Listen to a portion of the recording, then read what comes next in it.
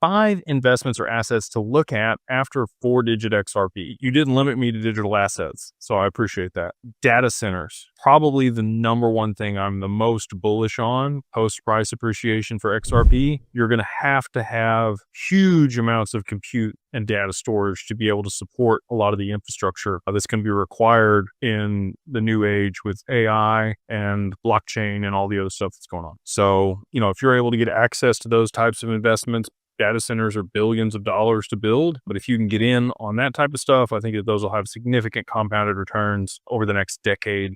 There's not enough throughput on data centers. And they're continuing to build them all over the US in certain areas. Google, Amazon, Meta, anybody that is needing large amounts of compute and data storage, they're building them because they know that they're going to be very lucrative. Beyond data centers, space is another big one. AI, both of those are on the frontier of different things. I want to look at like niche applications for both of those. So one of the things that I think SpaceX is going to do very well, aside from all the satellites and everything that they've done for the data piece there, is the transport of goods. If you are able to move, assets or shipments really from America to Japan in 30 minutes, because that's what rockets will do. And you could take 20 tanker loads on a spaceship from here to there in that time frame. Global commerce at scale becomes exponentially faster. And if you are investing in companies that are doing that, now we're talking a lot of money. People will be willing to pay a lot more money for